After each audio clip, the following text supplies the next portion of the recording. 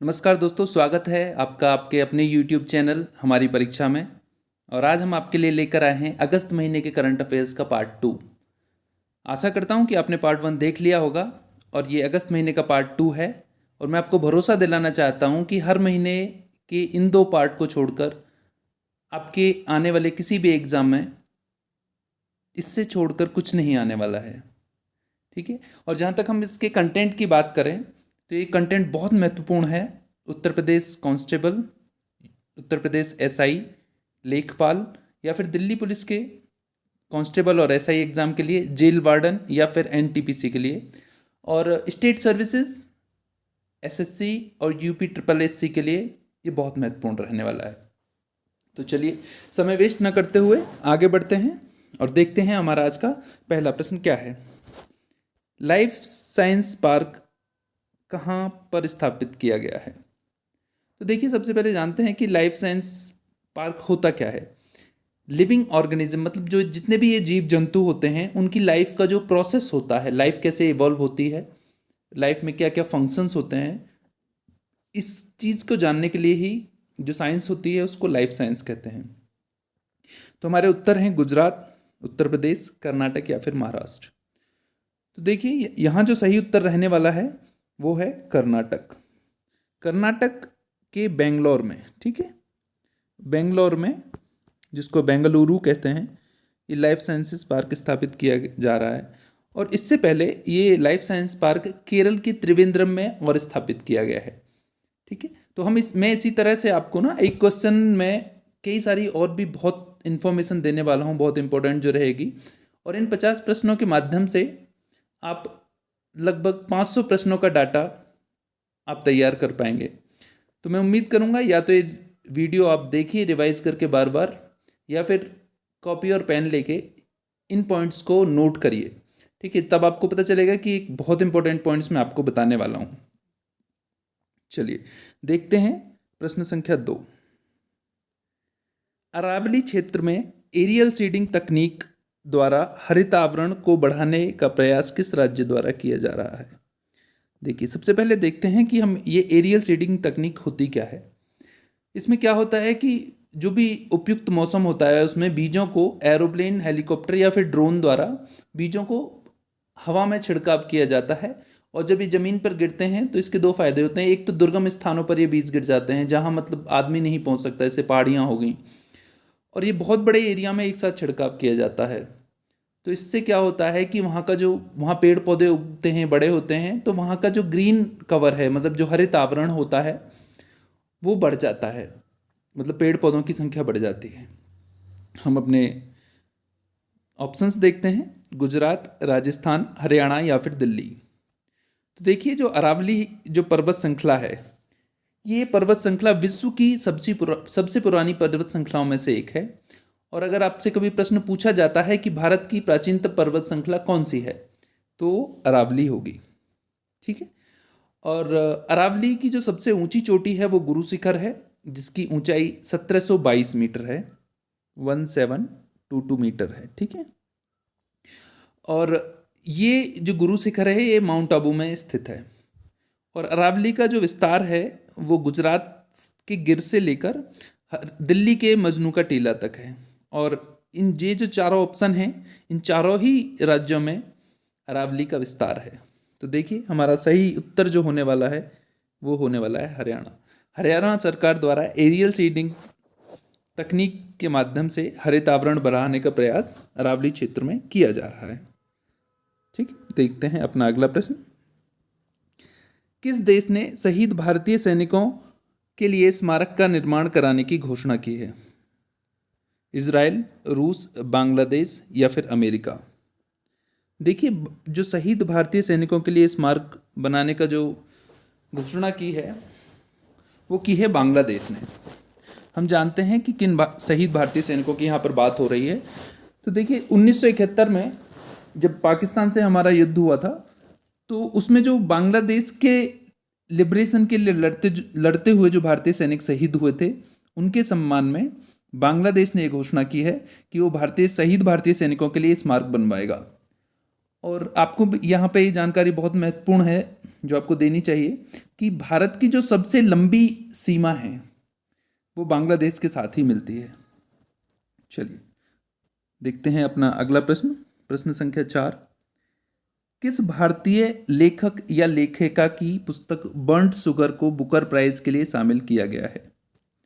तो पुस्तक का नाम है बर्न्ड शुगर, और ये जो पुस्तक है ये एक नोबल है और जिसको लिखा है अवनी दोषी ने।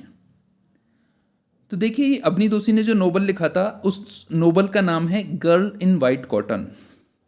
क्या नाम है? Girl in white cotton. Girl in white cotton. और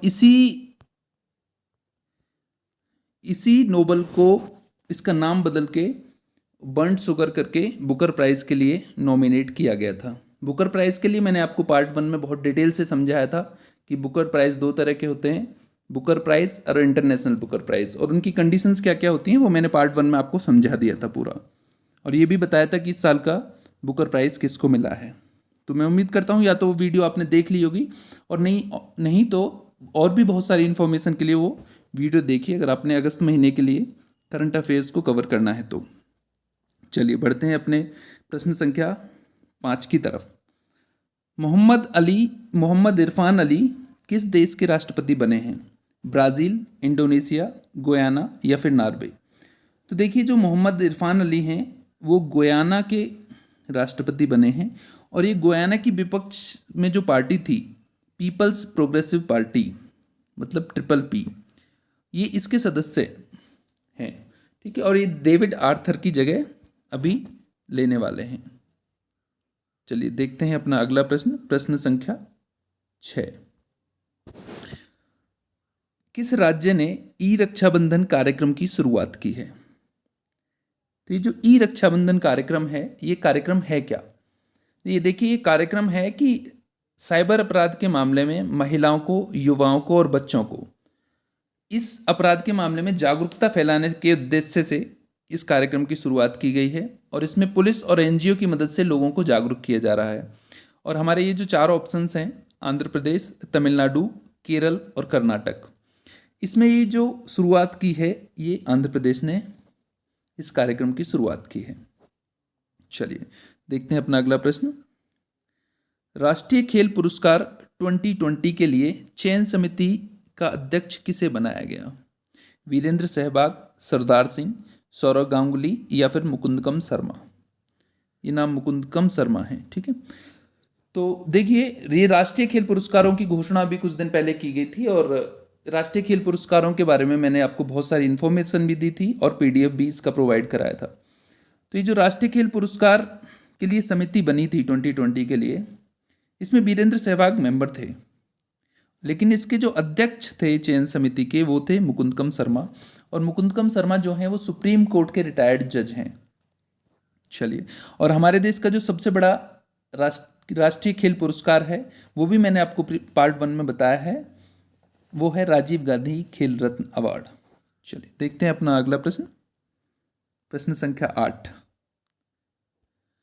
किस राज्य में देश का पहला हिम तेंदुआ संरक्षण केंद्र बनाया जाएगा? हिमाचल प्रदेश, उत्तराखंड, कश्मीर या फिर मेघालय?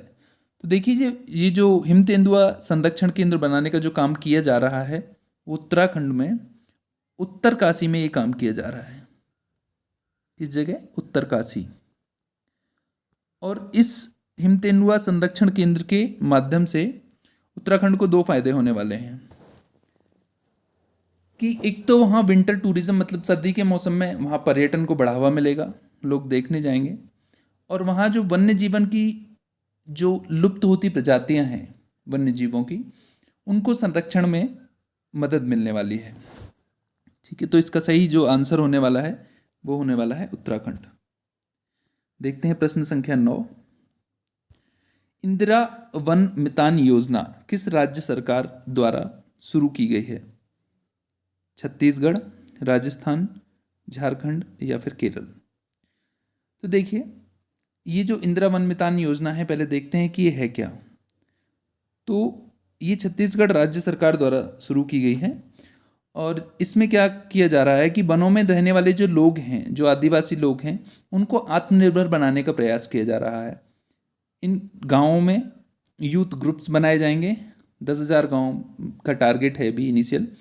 और जंगल से संबंधित जो आर्थिक गतिविधियां होती हैं उसके बारे में लोगों को जागरूक किया जाएगा, ताकि उनकी उनकी जो आर्थिक स्थिति है वो मजबूत हो। और वनों का संरक्षण भी किया जा सके। चलिए देखते हैं अगला प्रश्न। अंतर्राष्ट्रीय महिला व्यापार केंद्र भारत में किस राज्य में स्थापित किया जा रहा है? अंतर्राष्ट्रीय महिला व्यापार केंद्र, तो ये देखिए, जो अंतर्राष्ट्रीय महिला व्यापार केंद्र है ये स्थापित किया जा रहा है केरल में। और केरल में इसका जो काम होगा अंतर्राष्ट्रीय महिला व्यापार केंद्र का, ये पहली बात तो महिला उद्यमता को बढ़ावा देगा। मींस जो लेडीज़ हैं उनको इंडस्ट्रीज़ में और एंटरप्रेन्योर बनाने का काम करेगा। और जो उद्यमी हैं वहाँ की जो महिलाएं, उनको अपने उत्पादों को विश्व स्तर पर बेचने में इस केंद्र से बहुत बड़ी मदद मिलने वाली है। तो सही आंसर होने वाला है केरल।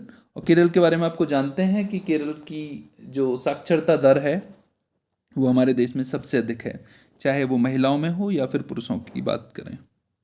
देखते हैं प्रश्न संख्या 11। तो 11 प्रश्न संख्या कह रही है कि कर्म साथी प्रकल्प योजना किसके द्वारा लॉन्च की गई है? पश्चिम बंगाल, आंध्र प्रदेश, मध्य प्रदेश या फिर पंजाब? तो ये जो कर्म साथी प्रकल्प योजना है ये लॉन्च की गई है पश्चिम बंगाल के द्वारा। और ये इस योजना का जो उद्देश्य है वो ये है कि 1 लाख बेरोजगारों को कम से कम ब्याज दर पर उनको ऋण उपलब्ध कराया जाएगा, उनको सब्सिडी दी जाएगी। और इस योजना की जो घोषणा हुई थी वो 12 अगस्त को हुई थी। ठीक है, 12 अगस्त को इस योजना की घोषणा की गई थी। और 12 अगस्त क्या होता है? 12 अगस्त होता है अंतर्राष्ट्रीय युवा दिवस। ठीक है, तो 12 अगस्त अंतर्राष्ट्रीय युवा दिवस होता है। इसी के मौके पर पश्चिम बंगाल की जो मुख्यमंत्री हैं श्रीमती ममता बनर्जी, उनके द्वारा इसकी घोषणा की गई थी। चलिए देखते हैं प्रश्न संख्या 12। आप देख पा रहे होंगे यहाँ पे कि एक प्रश्न को बताने के माध्यम से मैं आपको बहुत सारी और भी एडिशनल इन्फॉर्मेशन दे रहा हूँ।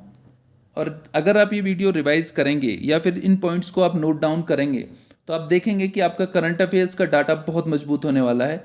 और इसको छोड़कर आने वाली परीक्षाओं में मैं आपको विश्वास दिलाता हूँ कि कुछ भी नहीं आएगा। मैंने एक एक प्रश्न को बहुत मेहनत के साथ तैयार किया है। चलिए देखते हैं प्रश्न संख्या 12। गोफेन 905 नामक रिमोट सेंसिंग सैटेलाइट किस देश ने लॉन्च की है? चलिए, तो ये जो गोफेन 905 सीरीज की जो सैटेलाइट है, देखिए ये जो पूरी जो 90 सीरीज की जो सैटेलाइट है, ठीक है, गोफेन 90, ये लॉन्च की जा रही है चीन के द्वारा। ये पूरी की पूरी सीरीज है और इस सीरीज की ये 5वीं सैटेलाइट है। तो गोफेन 90 सीरीज की 5वीं सैटेलाइट है, इसीलिए इसको 905 नाम दिया गया है। ठीक है, और ये चीन के अभी हाल ही में चीन के जिक्वान सेंटर से इसको लॉन्च किया गया था। चलिए देखते हैं अपना अगला प्रश्न, प्रश्न संख्या 13। नमत बसई कार्यक्रम किस राज्य सरकार के द्वारा चलाया गया? नमत बसई कार्यक्रम, तो देखिए जो नमत बसई जो शब्द है, ठीक है, नमत बसई जो शब्द है, इस शब्द का मतलब होता है हमारी भाषा। ठीक है, इरुला भाषा का ये शब्द है और इसका मतलब होता है हमारी भाषा। तो हमारी भाषा कार्यक्रम किस राज्य सरकार के द्वारा चलाया गया? केरल, कर्नाटक, तमिलनाडु या फिर छत्तीसगढ़? तो देखिए ये जो कार्यक्रम चलाया गया है ये केरल सरकार द्वारा चलाया गया है। और इस कार्यक्रम के द्वारा वहाँ के जो आदिवासी बच्चे हैं उनको घर पर ऑनलाइन शिक्षा से जोड़ने के लिए कार्यक्रम चलाया गया है। ठीक है, तो इसका सही उत्तर होने वाला है केरल। केरल के लिए मैंने आपको और भी इन्फॉर्मेशन इससे पहले प्रोवाइड कर चुका हूँ। चलिए बढ़ते हैं अपना अगला प्रश्न। देखते हैं किस स्मार्टफोन निर्माता कंपनी ने ऑनलाइन एजुकेशन को बढ़ावा देने के लिए भारतीय बच्चों को 2500 स्मार्टफोन देने की योजना बनाई है। ओप्पो, सैमसंग, श्याओमी या फिर वीवो। तो देखिए जो योजना बनाई है, जो प्लान किया है, ये किया है श्याओमी ने, जिसको हम जियोमी भी बोलते हैं। और इसकी जो भारतीय इकाई है उसका नाम है एमआई इंडिया। MI India. तो एमआई इंडिया ने एक्चुअली इसको एग्जीक्यूट करेगी एमआई इंडिया। श्याओमी तो पेरेंट कंपनी है। तो आप सबको पता है कि कोविड-19 के दौरान जो सबसे अधिक प्रभावित वर्ग है उसके बच्चों को ऑनलाइन एजुकेशन से जोड़ने के लिए ये एमआई इंडिया जो है ये 2500 फ़ोन, मतलब 2500 फ़ोन बच्चों को बांटेगी। चलिए देखते हैं अपना अगला प्रश्न। टोक्यो ओलंपिक के लिए भारतीय टीम का स्पॉन्सर किसको चुना गया है? तो देखिए आने वाले जो ओलंपिक हैं वो टोक्यो में होने वाले हैं सबसे पहले, और 2020 में होने का जो प्लान है इनका। और भारतीय टीम का जो स्पॉन्सर है वो आइनॉक्स ग्रुप को चुना गया है। सही उत्तर है इसका आइनॉक्स ग्रुप। ठीक, आइनॉक्स ग्रुप एक फेमस ग्रुप है, आप जानते होंगे, आइनॉक्स मीडिया एंड ऑल। तो आइनॉक्स ग्रुप को इसके लिए चुना गया है। चलिए देखते हैं अपना अगला प्रश्न आज का, प्रश्न संख्या 16। कोविड-19 वारबोट नामक रोबोट किस यूनिवर्सिटी द्वारा तैयार किया गया है? तो देखिए जो कोविड-19 वारबोट है ये तैयार किया गया है कि जो कोरोना से जो संक्रमित लोग हैं उनकी सुविधा के लिए, उनको भोजन, उनको पानी, उनको समय से मिलता रहे अस्पतालों में, इसके लिए ये कोविड-19 नामक वारबोट तैयार किया गया है। इससे फ़ायदा ये होने वाला है कि एक तो लोगों को संक्रमण का खतरा कम होने वाला है इससे, ठीक है, और जो कोरोना संक्रमित लोग हैं उनको बहुत सुविधा मिलेगी। तो देखिए हमारे जो ऑप्शंस हैं, Punjab university, Tripura university, Delhi university या फिर इलाहाबाद यूनिवर्सिटी। तो इस रोबोट को डेवलप करने का जो काम किया है वो किया है त्रिपुरा यूनिवर्सिटी ने। सही उत्तर होने वाला है त्रिपुरा यूनिवर्सिटी। चलिए देखते हैं अगला प्रश्न। किस मंत्रालय द्वारा स्वास्थ्य नामक पोर्टल लॉन्च किया गया है? ठीक, तो पोर्टल का नाम है स्वास्थ्य। ऑप्शन है हमारे स्वास्थ्य मंत्रालय, जनजातीय कार्य मंत्रालय, शिक्षा मंत्रालय या फिर कृषि मंत्रालय। तो देखिए जो स्वास्थ्य नामक पोर्टल है इसको लॉन्च किया है जनजातीय कार्य मंत्रालय ने। जनजातीय कार्य मंत्रालय श्री अर्जुन मुंडा द्वारा आदिवासियों के स्वास्थ्य और पोषण को ध्यान में रखते हुए, ताकि उनके जो स्वास्थ्य और पोषण है उस पर निगरानी की जा सके, उसका मॉनिटरिंग किया जा सके। और ये पहला पोर्टल है जो देश की जनजातीय आबादी की स्वास्थ्य संबंधी जानकारी उपलब्ध कराएगा। ठीक है, तो ये इन्फॉर्मेशन थी आपके लिए। बढ़ते हैं अपने प्रश्न संख्या 18 की तरफ। तो प्रश्न संख्या 18 है, किस पड़ोसी देश ने इंडिया फर्स्ट नीति की घोषणा की है? ऑप्शंस हैं नेपाल, भूटान, मालदीव और श्रीलंका। देखिए रणनीतिक सुरक्षा के मामलों में भारत को अन्य देशों की अपेक्षा प्राथमिकता देना इंडिया फर्स्ट नीति का मतलब होता है। और ये जो शुरुआत की है, ये जो घोषणा की है, ये की है श्रीलंका ने। श्रीलंका के बारे में देखिए, श्रीलंका के साथ इंडिया और श्रीलंका की एक जॉइंट एक्सरसाइज होती है, जॉइंट नेवल एक्सरसाइज, जिसका नाम है स्लीनेक्स। ठीक है, स्लीनेक्स इसका नाम है। और एक सैन्य अभ्यास होता है, ये जो स्लीनेक्स है ये तो नेवल एक्सरसाइज है, और एक मिलिट्री एक्सरसाइज होती है जिसका नाम है मित्र शक्ति। और इंडिया श्रीलंका के बहुत सारे सैनिकों को ट्रेनिंग भी देता है। देखते हैं अपना अगला प्रश्न, प्रश्न संख्या 19। कोविड-19 संक्रमण से बचने के लिए किस राज्य सरकार द्वारा एक मास्क अनेक जिंदगी अभियान चलाया गया है? एक मास्क अनेक जिंदगी। और हमारे ऑप्शन हैं उत्तर प्रदेश, हरियाणा, मध्य प्रदेश और झारखंड। तो देखिए जो एक मास्क अनेक जिंदगी जो अभियान है ये चलाया है हमारी मध्य प्रदेश की सरकार ने। ठीक है, और ये जो मध्य प्रदेश की सरकार है इसमें क्या कर रही है कि ये इसने मास्क बैंक के नाम से सेंटर्स खोले हैं और इन सेंटर्स में लोगों द्वारा, एनजीओ द्वारा मास्क इकट्ठे किए जा रहे हैं और ज़रूरतमंद जो लोग हैं उनको ये मास्क फ्री में प्रोवाइड कर रहे हैं। इससे क्या होगा कि एक तो संक्रमण नहीं फैलेगा और दूसरा ज़रूरतमंदों की सेहत का ध्यान रखा जा सकता है। और जो लोग मास्क अफोर्ड नहीं कर सकते हैं, जो मास्क नहीं खरीद सकते हैं, उनको मास्क मिलेगा। चलिए तो चलिए देखते हैं हम आज का अपना अगला प्रश्न संख्या 20। प्रश्न है, अरुणोदय योजना किस राज्य सरकार द्वारा शुरू की गई है? अरुणाचल प्रदेश, असम, सिक्किम या त्रिपुरा? तो सबसे पहले जानते हैं कि ये अरुणोदय योजना है क्या। देखिए, एक डायरेक्ट कैश ट्रांसफ़र स्कीम है और जो शुरू की गई है असम सरकार द्वारा। और इसमें क्या किया जा रहा है, इस योजना के द्वारा जो परिवार में किसी एक महिला जिसका भी खाता होगा उसके खाते में हर महीने 830 रुपये, कितने रुपए? 830 रुपये सरकार ट्रांसफ़र करेगी, जिससे कि उस परिवार का खर्च चल सके। और ये जो योजना है ये कोविड-19 लॉकडाउन को देखते हुए वहाँ की जो सरकार है असम की, उसने ये योजना शुरू की है। और नॉर्थ ईस्ट के जो 7 बड़े राज्य हैं, 7 सिस्टर्स, उनमें असम जो है वो सबसे बड़ा राज्य है। फिर देखते हैं अपना अगला प्रश्न आज का, प्रश्न संख्या 21। प्रश्न है, राष्ट्रीय स्वच्छता केंद्र कहाँ स्थापित किया गया है? तो देखिए, ये जो राष्ट्रीय स्वच्छता केंद्र है, हमारे जो ऑप्शंस हैं इसके लिए नई दिल्ली, कोलकाता, बेंगलुरु या फिर अहमदाबाद। तो जो राष्ट्रीय स्वच्छता केंद्र है ये स्थापित किया जा रहा है नई दिल्ली में। और देखिए, हमारे देश में एक बहुत ही महत्वपूर्ण कार्यक्रम चल रहा है जिसका नाम है स्वच्छ भारत मिशन, SBM जिसको बोलते हैं। इसके तहत ही हमारे प्रधानमंत्री श्री मोदी द्वारा इस राष्ट्रीय स्वच्छता केंद्र का निर्माण कराया जा रहा है जो राजघाट में बन रहा है। आपको पता होगा कि राजघाट जो समाधि है वो किसकी है?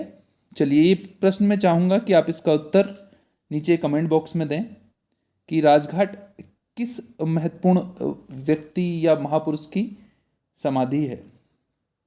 चलिए देखते हैं हमारा अगला प्रश्न। और प्रश्न है, कोकासस 2020 सैन्य अभ्यास जिसमें भारत ने भाग लेने से मना कर दिया है, किस देश में आयोजित किया जा रहा है? अमेरिका, रूस, चीन या फिर मालदीव? तो देखिए, जो कोकासस 2020 है, जिसको हम एक अन्य नाम भी देते हैं हमारे देश में, जो इसका नाम है वो है कावकाज। ठीक है, जो कावकाज सैन्य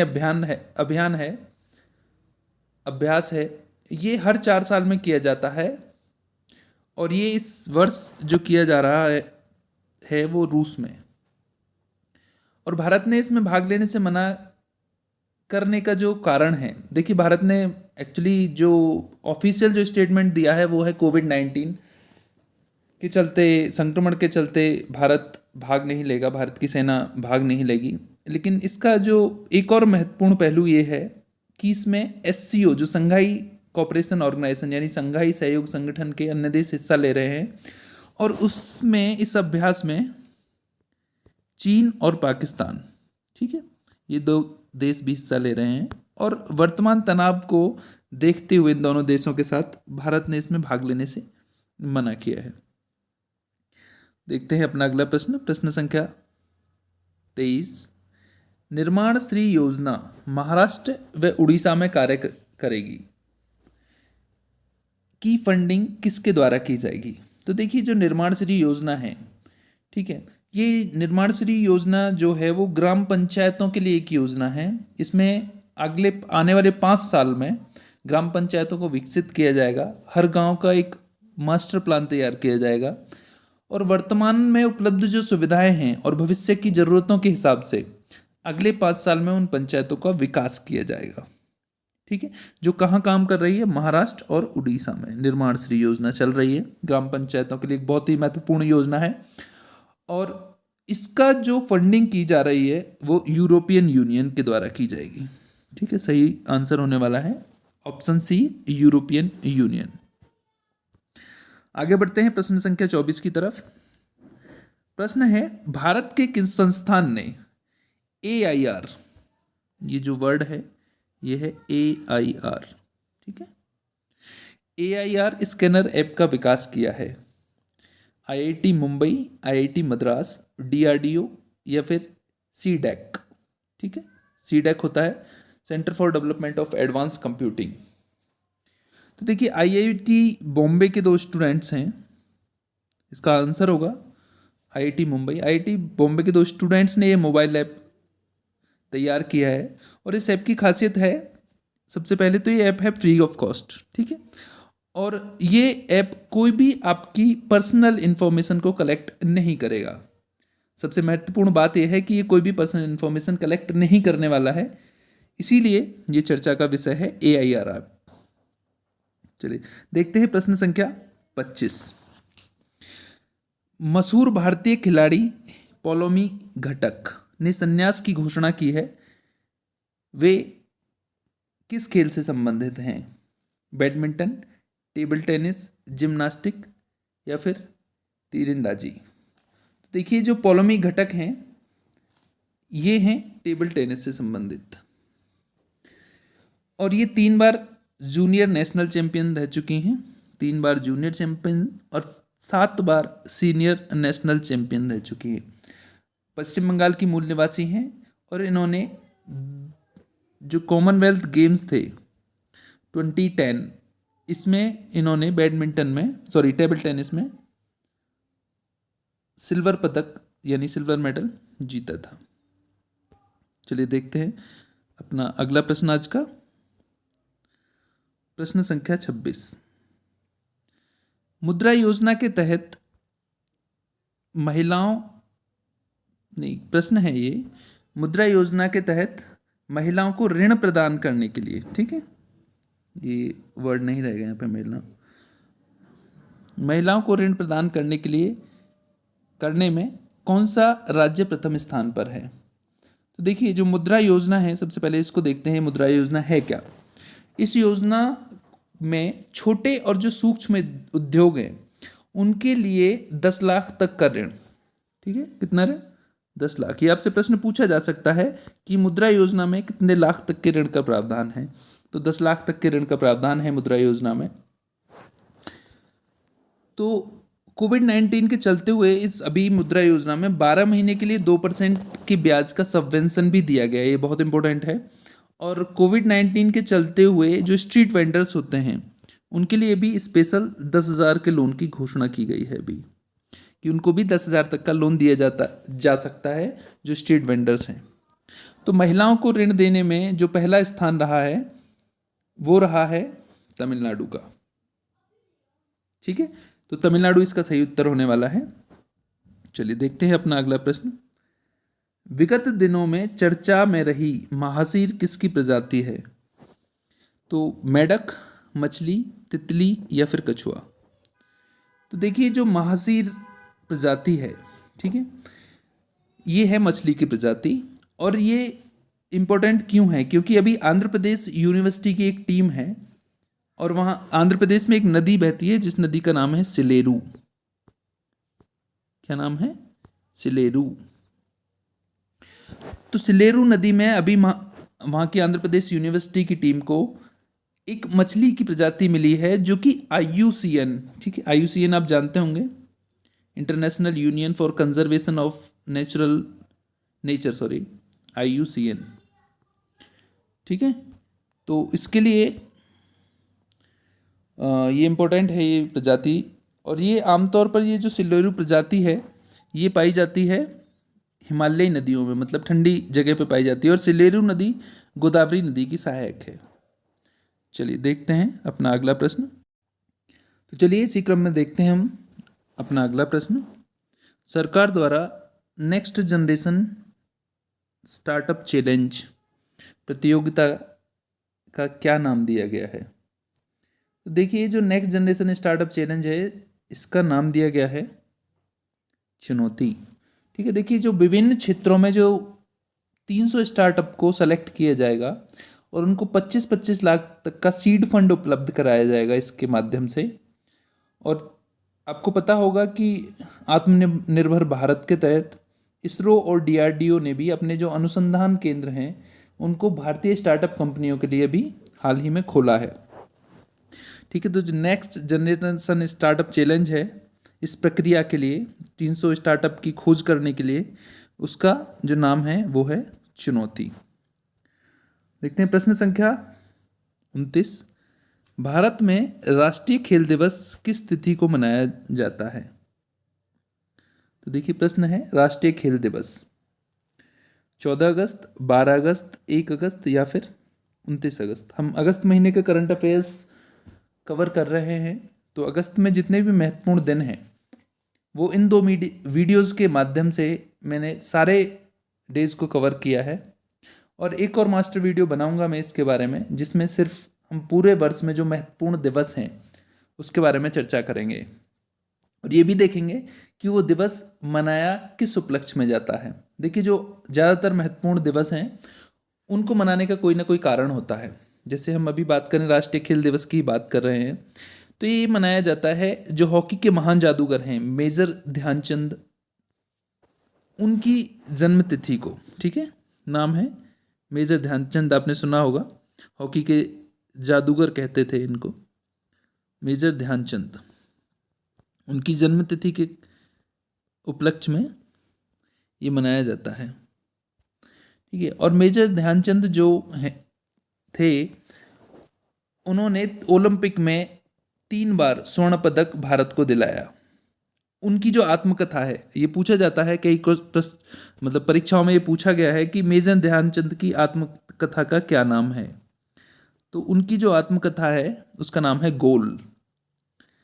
जैसा कि आप जानते हैं हॉकी में गोल की कितनी महत्वपूर्ण भूमिका होती है, तो इसीलिए जो उनकी आत्मकथा थी उसका नाम है गोल। और सरकार ने मेजर ध्यानचंद अवार्ड, जो कि खेल के क्षेत्र में लाइफ टाइम अचीवमेंट अवार्ड होता है, मेजर ध्यानचंद अवार्ड भी सरकार द्वारा उत्कृष्ट खिलाड़ियों को दिया जाता है हर वर्ष। चलिए देखते हैं अपना अगला प्रश्न, प्रश्न संख्या 30। किस भारतीय उत्पाद की नीलामी के लिए किस भारतीय उत्पाद की नीलामी के लिए कृषि और किसान कल्याण मंत्रालय ने ई पोर्टल लॉन्च किया है? कश्मीरी केसर, इलाहाबादी अमरूद, बासमती चावल या फिर गुजराती मूंगफली। तो देखिए, ये जो कृषि और किसान कल्याण मंत्रालय है, इसने कश्मीरी केसर के लिए ये ई पोर्टल लॉन्च किया है, जिससे कि खरीदारों के पास जो गुणवत्ता युक्त जो केसर है वो पहुंच सके। और कश्मीरी जो केसर होता है वो सुगंध और गुणवत्ता के लिए बहुत ज़्यादा मशहूर है। हाल ही में कश्मीरी केसर को जीआई टैग दिया गया था। जीआई टैग क्या होता है? ज्योग्राफिकल आइडेंटिटी या आइडेंटिफिकेशन आप बोल सकते हैं, ज्योग्राफिकल इंडिकेटर भी बोलते हैं। जीआई टैग दिया गया है कश्मीरी केसर को। और कश्मीरी केसर जो है वो पुलवामा में सबसे अधिक होता है, कश्मीर में। और केसर के मामले में जो सबसे बड़ा उत्पादक है विश्व में वो ईरान है। कौन सा देश है? ईरान। ईरान में सबसे ज़्यादा केसर उत्पाद किया जाता है विश्व में। और दुनिया भर में जो सबसे अधिक ऊंचाई पर जो केसर होता है वो हमारे कश्मीर में ही उसका उत्पादन किया जाता है। तो चलिए देखते हैं अपना अगला प्रश्न, प्रश्न संख्या 31। प्रवासी श्रमिकों के लिए ट्रांजिट होम्स किस राज्य सरकार द्वारा बनाए जा रहे हैं? तो देखिए, जो प्रवासी श्रमिकों के लिए जो ट्रांजिट होम्स बनाए जा रहे हैं उसका कारण ये है कि देखिए, जब अभी जो कोरोना वायरस के चक्कर में जो लॉकडाउन हुआ था, यहाँ लोग बहुत जगहों पर फंस गए थे और या फिर वहाँ से लौट के अपने होम स्टेट्स में वापस लौटे थे, या विदेशों से भी कुछ लोग आए थे हमारे देश में। तो उनको सहूलियत प्रदान करने के लिए ये ट्रांजिट होम्स बनाए जा रहे हैं। और केरल सरकार ने इसके लिए सबसे पहले अपना घर योजना शुरू की थी। ठीक है, और उसी को देखते हुए कर्नाटक सरकार ने, तो इसका सही उत्तर होने वाला है कर्नाटक। सबसे पहले ये योजना अपना घर के नाम से केरल सरकार द्वारा शुरू की गई थी, और उसके बाद ट्रांजिट होम्स के नाम से ये योजना कर्नाटक द्वारा शुरू की जा रही है, ताकि प्रवासियों को सहूलियत प्रदान की जा सके। चलिए देखते हैं अपना प्रश्न संख्या 32। कितने रुपए तक के वार्षिक कारोबार में व्यवसायी को जीएसटी से छूट मिली है? तो देखिए, एक लिमिट होती है कि इतनी लिमिट तक जो अगर वार्षिक कारोबार है आपका, तो उसके लिए व्यापारियों को छूट प्रदान की जाती है। अभी तक ये जो छूट थी ये थी 20 लाख रुपए। ठीक है, लेकिन वर्तमान में इस छूट को बढ़ाकर अभी 40 लाख रुपए कर दिया गया है। तो इसका उत्तर, सही उत्तर होने वाला है 40 लाख रुपए। और मैं आपको बता दूं कि जीएसटी की अभी हमारे देश में जो प्रचलित दर हैं वो 4 दर हैं: 5%, 12%, 18% और 28%। ये जो 28% की दर है ये लग्जरी आइटम्स पे होती है, और जो बेसिक ज़रूरत के सामान होते हैं उन पर ये दर 5% होती है। और ये जो 28% है इसको लग्जरी टैक्स भी कहा जाता है। इसके अलावा एक रेट और है जो 3% का है, जो कि गोल्ड पर लगता है। तो एक प्रश्न पूछा जा सकता है कि सोने पर जीएसटी की दर क्या है? ठीक है, तो ये स्पेशल रेट है सोने के लिए जो कि 3% है, और इसके अलावा प्रीशियस स्टोन्स पर 0.25% रहता है। चलिए देखते हैं अपना अगला प्रश्न। नुआखाई जोहार त्योहार किस राज्य में मनाया जाता है? तो देखिए, जो नुआखाई जोहार जो त्योहार है, इसके लिए ऑप्शंस हैं छत्तीसगढ़, पश्चिम बंगाल, गुजरात और पंजाब। तो सबसे पहले हम देखते हैं ये नुआखाई जोहार त्योहार है क्या। तो देखिए, ये एक हार्वेस्टिंग फेस्टिवल है, मतलब जब फसल पकने के लिए आती हैं तो उसके लिए बहुत सारे त्यौहार मनाए जाते हैं। जैसे होली होता है, बिहू होता है, ओणम होता है और पोंगल होता है। ऐसे ही ये हार्वेस्टिंग फेस्टिवल है, मतलब जब फसल पकने के लिए आती है और मौसम की जो नई फसल है उसका स्वागत करने के लिए हार्वेस्टिंग फेस्टिवल मनाए जाते हैं। ठीक है, जो फसल कटाई का त्यौहार भी जिनको हम बोलते हैं। और ये जो त्यौहार है ये मनाया जाता है छत्तीसगढ़ में। और छत्तीसगढ़ के साथ साथ उड़ीसा और कुछ पड़ोसी राज्य, मतलब जहाँ छत्तीसगढ़ का कल्चर मिलता जुलता है, उन राज्यों में भी ये त्यौहार मनाया जाता है। ठीक है, तो ये एक हार्वेस्टिंग फेस्टिवल है जो कि इसका सही उत्तर होने वाला है छत्तीसगढ़। चलिए देखते हैं अपना अगला प्रश्न। प्रश्न है प्रश्न संख्या 34। तेंजिंग नॉर्गे, ये जो शब्द है ये है नॉर्गे। ठीक है, तेंजिंग नॉर्गे अवार्ड किस क्षेत्र से संबंधित है? तो देखिए, जो तेंजिंग नॉर्गे जो अवार्ड है ये संबंधित है एडवेंचर से। एडवेंचर को हम हिंदी में बोलते हैं साहसिक खेल। जो हाई रिस्क खेल होते हैं, मीन्स जिनमें रिस्क बहुत ज़्यादा होता है लेकिन कैलकुलेटेड होता है। ठीक है, उस क्षेत्र में ये अवार्ड दिया जाता है। जैसे हाई रिस्क या एडवेंचर गेम्स में अगर आपको बताऊं कौन से होते हैं, तो पैरा जंपिंग हो गया या फिर माउंटेनियरिंग हो गया है। तो ये गेम्स लेकिन बहुत रिस्की गेम्स होते हैं। इसके लिए ये देश का सबसे बड़ा एडवेंचर अवार्ड है, उसका नाम है तेंजिंग नॉर्गे अवार्ड। तो एडवेंचर के क्षेत्र में दिया जाता है, और हर वर्ष ये राष्ट्रीय खेल पुरस्कारों के साथ ही राष्ट्रपति द्वारा प्रदान किया जाता है। तो इसका सही उत्तर होने वाला है एडवेंचर। चलिए देखते हैं अपना अगला प्रश्न, प्रश्न संख्या 35। वरिष्ठ नागरिक दिवस किस तिथि को मनाया जाता है? तो देखिए, ये वरिष्ठ नागरिक दिवस के लिए हमारे पास जो ऑप्शंस हैं वो हैं 20, 21, 22 और 30 अगस्त। तो देखिए, सबसे पहले हम जानते हैं कि वरिष्ठ नागरिक दिवस को मनाने की शुरुआत हुई कहाँ से। तो अमेरिका के एक पूर्व राष्ट्रपति थे जिनका नाम था रोनाल्ड रीगन। क्या नाम है? Ronald Reagan. ठीक है, इन्होंने अमेरिका में वरिष्ठ नागरिक दिवस मनाने की शुरुआत की थी, और उसके बाद संयुक्त राष्ट्र महासभा ने इसको 21 अगस्त को, ठीक है, किस डेट को? 21 अगस्त को पूरे विश्व में वरिष्ठ नागरिक दिवस बनाने के लिए प्रस्ताव पारित किया गया, और इसके थ्रू जो वरिष्ठ नागरिक हैं हमारे, उनकी सहायता के लिए लोगों में जागरूकता फैलाना इस दिवस का मकसद है। तो देखिए, विश्व वरिष्ठ नागरिक दिवस कब मनाया जाता है? 21 अगस्त को। चलिए देखते हैं अपना अगला प्रश्न। प्रश्न संख्या रहने वाला है 36 और प्रश्न है, सद्भावना दिवस किस तिथि को मनाया जाता है? तो बात हो रही है सद्भावना दिवस के बारे में, और सद्भावना दिवस के लिए जो हमारे पास ऑप्शंस हैं वो हैं 20 अगस्त, 13 अगस्त, 12 अगस्त या फिर 21 अगस्त। तो देखिए, हम देखते हैं सद्भावना दिवस किस उपलक्ष्य में मनाया जाता है। भारत के पूर्व प्रधानमंत्री राजीव गांधी, ठीक है, क्या नाम है? राजीव गांधी।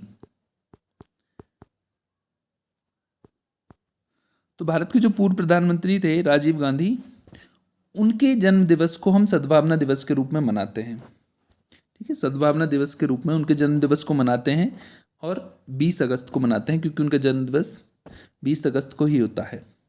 ठीक है, और इसके लिए सरकार द्वारा राजीव गांधी राष्ट्रीय सद्भावना पुरस्कार भी प्रदान किया जाता है, और राजीव गांधी के नाम से ही हमारे देश के सबसे युवा प्रधानमंत्री बनने का रिकॉर्ड है। ठीक है, वो 40 वर्ष की उम्र में भारत के प्रधानमंत्री बने थे।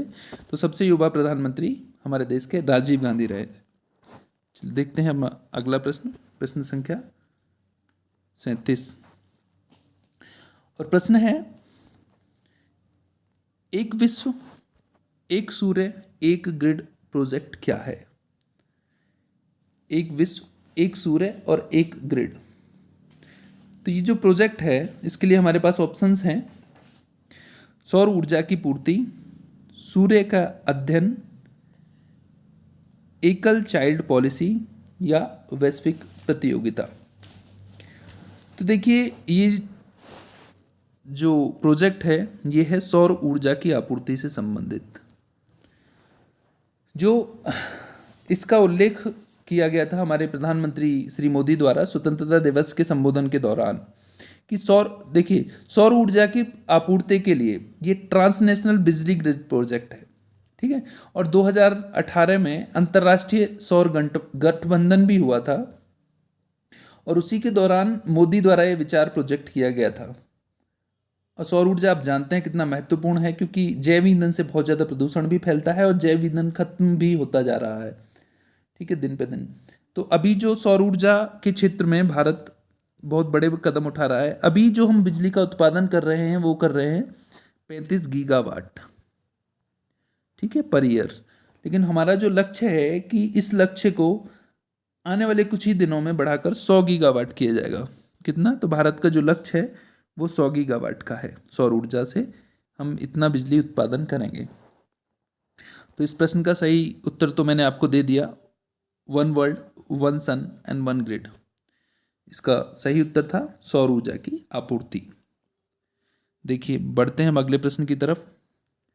मशहूर चैंपियंस लीग का खिताब किसने जीता है? ठीक है, तो चैंपियंस लीग की यहाँ पर बात हो रही है, और चैंपियंस लीग की अगर हम बात करें तो ये जो प्रतियोगिता है ये फुटबॉल से संबंधित है। ठीक है, पूछ लेता है, कई प्रश्नों में पूछा गया है कि चैंपियंस लीग किससे संबंधित है, तो ये फुटबॉल से संबंधित है। और इसका जो आयोजन किया जाता है वो यूरोपीय फुटबॉल महासंघ के द्वारा किया जाता है, और इसमें इनिशियली 32 टीमें खेलती हैं इस टूर्नामेंट में। और ये इस वर्ष जो खिताब जीता है वो जीता है जर्मनी ने, और जर्मनी में एक बायर्न म्यूनिख फुटबॉल क्लब है, उसने ये खिताब जीता है। और ये जो चैंपियंस लीग है ये विश्व प्रसिद्ध प्रतियोगिता है फुटबॉल की। देखते हैं अपना अगला प्रश्न, हरित पथ क्या है? बात हो रही है यहाँ पे हरित पथ की, और हमारे ऑप्शंस हैं ग्रीन ऊर्जा से संबंधित, NHAI का मोबाइल ऐप, सौर ऊर्जा अभियान, या फिर CNG स्टेशन। ये वर्ड NHAI है, ठीक है, FI नहीं है, AI है, A। तो देखिए, NHAI ने एक मोबाइल एप्लीकेशन लॉन्च किया है। देखिए, इसका उत्तर तो ऑप्शन बी ही सही होने वाला है। NHAI का मोबाइल ऐप है।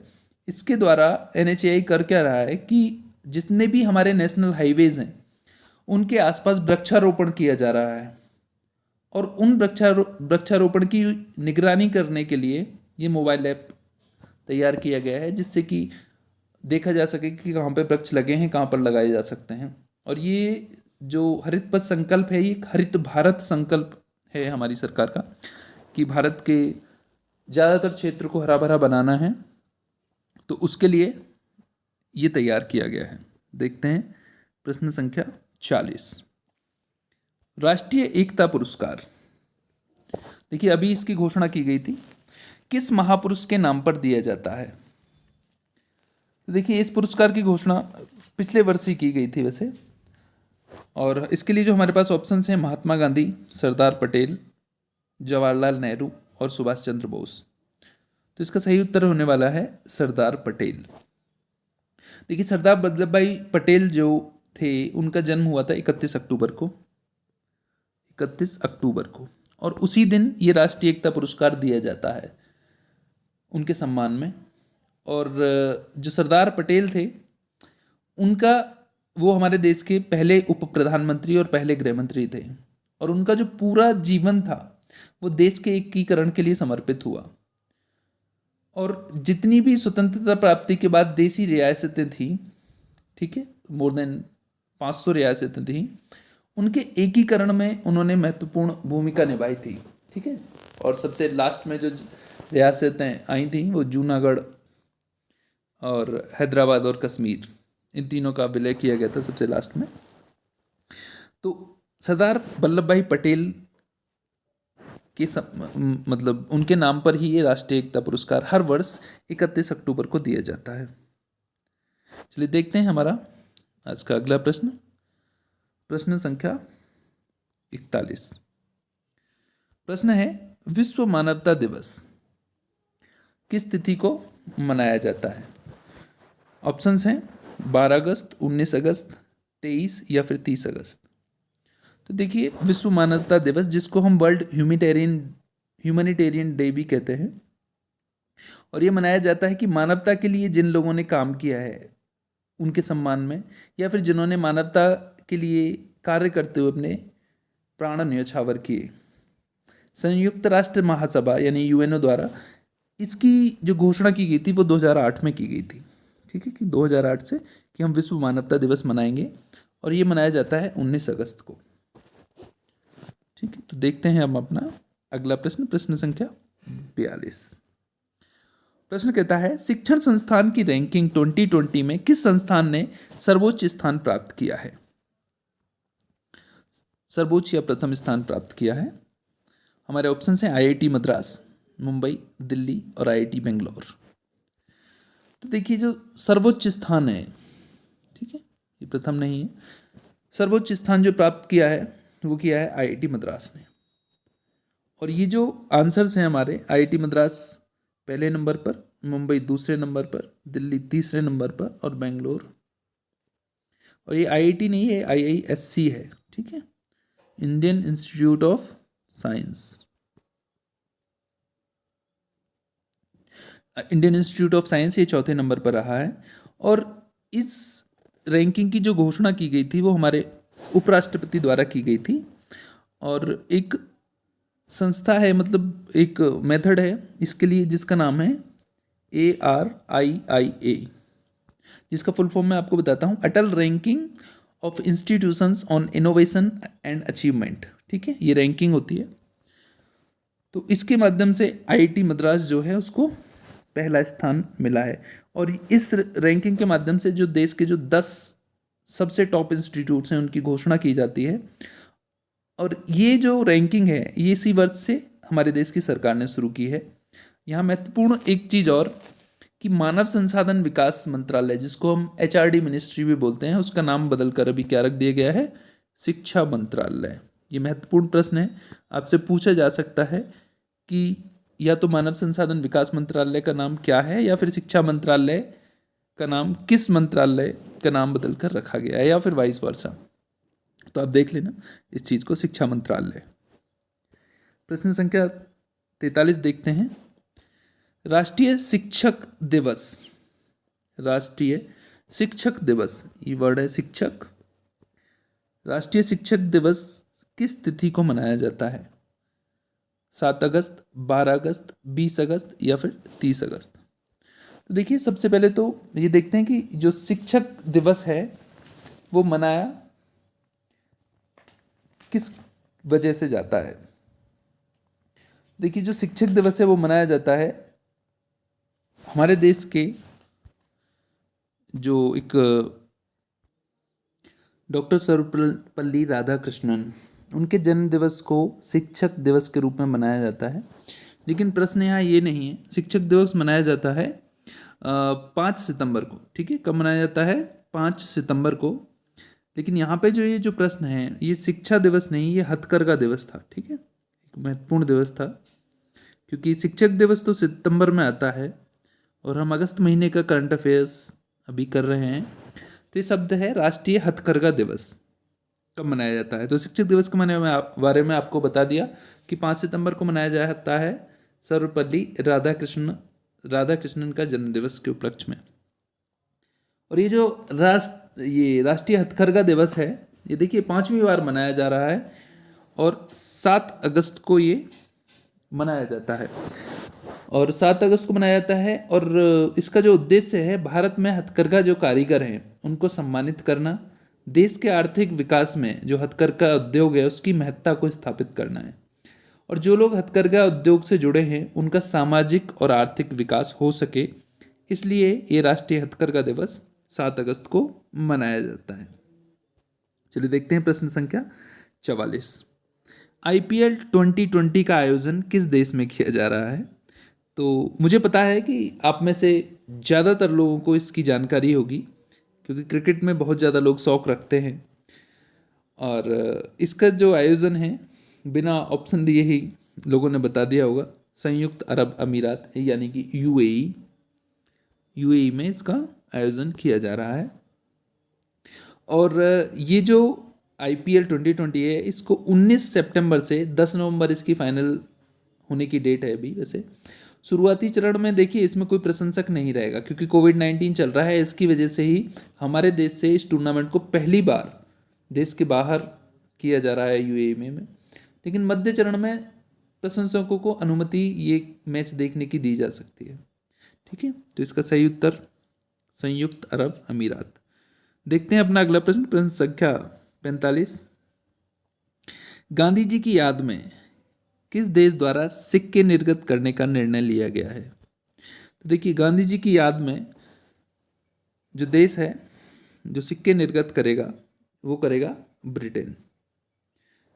तो देखिए ब्रिटेन में एक कम्युनिटी है जिस कम्युनिटी का नाम है बेम कम्युनिटी या बामे कहिए आप, जिसका फुल फॉर्म है black Asian and minority ethnic. ठीक है, जो वहाँ लोग हैं। अभी आपको पता होगा कुछ ही दिनों पहले अमेरिका में पुलिस द्वारा एक ब्लैक समुदाय का जो व्यक्ति था उसकी हत्या कर दी गई थी, जिसका विरोध पूरी दुनिया समेत ब्रिटेन में भी हुआ। तो उसको या तो सपोर्ट करने के लिए कहिए या ब्लैक इस कम्युनिटी को इसका हित साधने के लिए कहिए, ब्रिटेन जो है वो गांधी जी की याद में सिक्के निर्गत कर रहा है। क्योंकि आपको पता होगा कि गांधी जी भी एक आंदोलन से जुड़े थे जो ब्लैक लोगों के समर्थन में था। चलिए देखते हैं अपना अगला प्रश्न, प्रश्न संख्या 46। प्रश्न है भारत के साथ कौन सा देश, देखिए बहुत महत्वपूर्ण प्रश्न है, भारत के साथ कौन सा देश 15 अगस्त को अपना स्वतंत्रता दिवस मनाता है? पाकिस्तान, बांग्लादेश, दक्षिण कोरिया या फिर उत्तर कोरिया? तो देखिए बहुत महत्वपूर्ण प्रश्न है और इस प्रश्न का जो सही उत्तर होने वाला है वो है दक्षिण कोरिया। तो देखिए हमने 15 अगस्त को भी अपना 74वां स्वतंत्रता दिवस समारोह मनाया था। ठीक है, और हमारे साथ दक्षिण कोरिया भी इसी दिन अपना स्वतंत्रता दिवस समारोह मना देता है। और भारत के बारे में देखिए रोचक तथ्य ये है कि अमेरिका और चीन के बाद हमारे देश की जो अर्थव्यवस्था है वो तीसरी सबसे बड़ी अर्थव्यवस्था है। और हमारे देश का जो कुंभ मेला होता है वो विश्व की सबसे बड़ी ह्यूमन गैदरिंग यानी कि लोगों की जो सबसे बड़ी गैदरिंग है विश्व में वो कुंभ का मेला होती है। और हमारे देश में एक खेल का आविष्कार हुआ था, मतलब एक खेल का और आविष्कार हुआ था, आविष्कार तो बहुत हुए हैं और वो इम्पोर्टेंट खेल है शतरंज। ठीक है, शतरंज का जो आविष्कार है वो हमारे ही देश में हुआ है। चलिए देखते हैं प्रश्न संख्या 47। आप देख रहे होंगे कि एक ही प्रश्न के माध्यम से मैं आपको और भी बहुत सारी इन्फॉर्मेशन दे रहा हूँ, और अगर आप इस इन्फॉर्मेशन को नोट डाउन कर लेंगे तो आप यकीन मानिए कि आने वाले 2 से 3 महीने या 1.5 महीने, ये आपके ऊपर डिपेंड करता है कि आप कितना वीडियो देख पाते हैं और कितना रिटेन कर पाते हैं आप अपने पास, लेकिन आपका नॉलेज बेस बहुत मजबूत होने वाला है। चलिए देखते हैं प्रश्न संख्या 47। लोकसभा ने किस विदेशी भाषा का कोर्स अपने अधिकारियों और कर्मचारियों के लिए शुरू किया है? तो देखिए, जो विदेशी भाषा के लिए जो ऑप्शंस हैं, मंडारिन जो चीन की भाषा है, रशियन रूस की भाषा है, सिन्हाला सिन्हाला श्रीलंका की भाषा है, फ्रेंच फ्रांस की भाषा है। तो देखिए, इसका जो सही उत्तर होने वाला है वो है फ्रेंच। ठीक है, फ्रेंच भाषा के लिए लोकसभा ने अपने विदेशी, मतलब जो अपने अधिकारी हैं और कर्मचारियों को विदेशी भाषा जो फ्रेंच है उसको सिखाने के लिए कोर्स स्टार्ट किया है। और इसकी जो ज़रूरत है वो इसलिए है कि इंटरकनेक्टेड वर्ल्ड में ना विदेशी भाषाओं का ज्ञान होना बहुत आवश्यक है, और इसकी शुरुआत फ्रेंच से हुई है। आगे लोकसभा का और भी प्लान है कि जर्मनी और रूसी आदि भाषाओं में भी वो अपने अधिकारियों और कर्मचारियों को कोर्स कराएगी। और फ्रांस क्यों महत्वपूर्ण है? देखिए, अभी हमने जो राफेल लिया है वो फ्रांस से लिया है।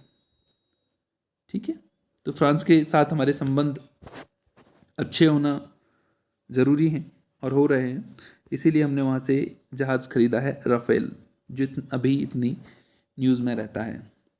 माउंट सिनाबुंग ज्वालामुखी किस देश में है? तो देखिए, ये जो ज्वालामुखी है ये है इंडोनेशिया में। ठीक, हालांकि जापान में भी बहुत सारे ज्वालामुखी हैं, लेकिन ये माउंट सिनाबुंग जो है वो इंडोनेशिया में है। और ये अभी इसलिए चर्चा में आया था क्योंकि यहाँ पे इस ज्वालामुखी में बहुत बड़ा विस्फोट हुआ था। और ये जो ज्वालामुखी है माउंट सिनाबुंग, ये उत्तरी सुमात्रा, नॉर्थ सुमात्रा एक द्वीप है इंडोनेशिया का, वहाँ स्थित है। और आप जानते होंगे कि प्रशांत महासागर में एक रिंग ऑफ फायर है। ठीक है, एक गोल जो है प्रशांत महासागर में एक रिंग बनती है जिसको रिंग ऑफ फायर बोलते हैं। और ये एक ऐसा क्षेत्र है जहाँ 120 से अधिक सक्रिय ज्वालामुखी हैं, और वहाँ विस्फोट और भूकंप की प्रबल संभावना रहती है और घटनाएं घटती रहती हैं। जापान भी उसी रिंग ऑफ फायर में आता है, इसलिए जापान में आप देखते होंगे कि आए दिन कोई ना कोई भूकंप आता रहता है। चलिए अब यहाँ पे बात करते हैं कि भारत में देखिए एकमात्र जो सक्रिय ज्वालामुखी है वो है बैरन द्वीप पर। कहाँ पर है? बैरन द्वीप, बैरन आइलैंड भी जिसको कह सकते हैं। ठीक है, यहाँ भारत का एकमात्र सक्रिय ज्वालामुखी है जो अंडमान और निकोबार में है। जो बैरन आइलैंड है ये अंडमान और निकोबार में है। देखते हैं अपना अगला प्रश्न, प्रश्न संख्या 49। Who killed Shastri the Tashkent files किताब के लेखक कौन हैं? तो देखिए, जो किताब लिखी है हु किल्ड शास्त्री, ठीक है, ये लिखी है विवेक अग्निहोत्री ने। किसने लिखी? विवेक अग्निहोत्री ने। और ये जो किताब है आपको, मतलब इसके लिए ये विवादों में इसलिए है कि पाकिस्तान को युद्ध में हराने के बाद जो शांति समझौता हुआ था ताशकंद में, इसके लिए लाल बहादुर शास्त्री ताशकंद गए थे, और वो साइन करने के बाद उनकी रहस्यमय परिस्थितियों में मौत हो गई थी। और शास्त्री जी की मृत्यु के बाद ना तो कोई इंक्वायरी हुई, ना कोई पोस्टमार्टम हुआ उनका, और आज भी जो उनकी जो मृत्यु है वो एक मिस्ट्री बनी हुई है। तो ये जो किताब लिखी है अभी उसी उपलक्ष्य में लिखी है श्री विवेक अग्निहोत्री ने, हु किल्ड शास्त्री। ठीक है, चलिए अपना अगला प्रश्न देखते हैं, प्रश्न संख्या 50 और आज का अंतिम प्रश्न है, सियासत में सदस्यता पुस्तक के लेखक कौन हैं?